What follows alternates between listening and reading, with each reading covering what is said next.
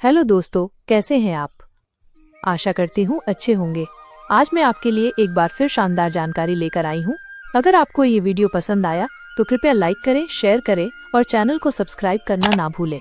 साथ में bell icon दबा दें ताकि आपको अगले वीडियो का नोटिफिकेशन मिल सके। मैं इसी अटूट प्रेम और विश्वास का प्रतीक है। ये हर साल श्रावण मास की पूर्णिमा को मनाया जाने वाला एक महत्वपूर्ण हिंदू त्योहार है। इसे राखी का त्योहार भी कहते हैं। इस दिन बहनें अपने भाई की कलाई पर एक पवित्र धागा, जिसे राखी कहते हैं, बांधती हैं।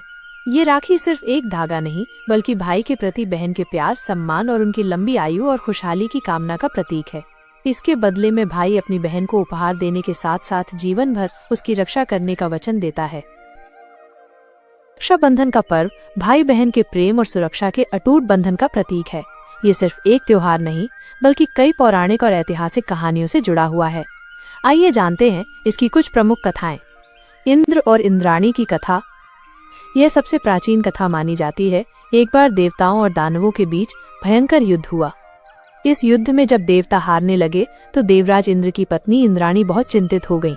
उन्होंने देवगुरु बृहस्पति के कहने पर एक रेशम का धागा अभिमंत्रित करके श्रावण पूर्णिमा के दिन इंद्र की कलाई पर बांध दिया। इस रक्षा सूत्र के प्रभाव से इंद्र विजयी हुए। माना जाता है कि तभी से पत्नियां अपने पति की रक्षा के लिए उनकी कलाई पर रक्षा सूत्र बांधने लगी, जो बाद में भाई बहन के रिश्ते का प्रतीक बन गया।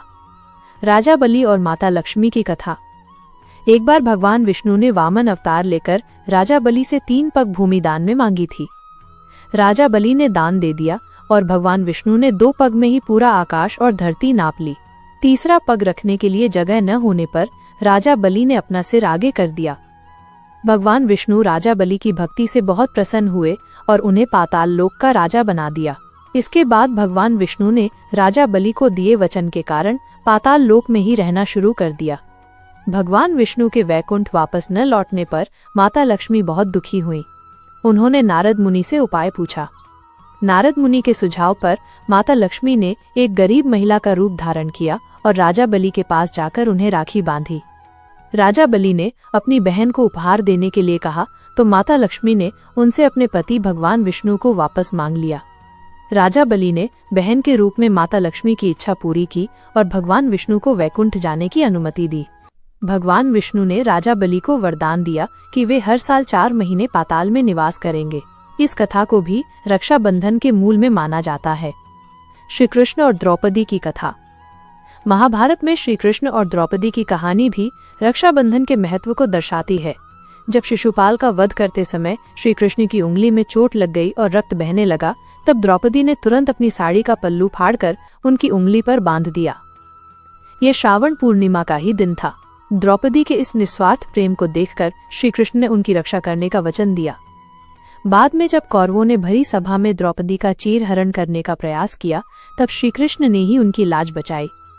श्री कृष्ण ने द्रौपदी के दिए रक्षा सूत्र का मान रखते हुए उनकी साड़ी को इतना लंबा कर दिया कि दुशासन उसे खींचते खींचते थक गया। ये कहानी दर्शाती है कि रक्षाबंधन का रिश्ता केवल खून का नहीं, बल्कि विश्वास और सम्मान का भी होता है।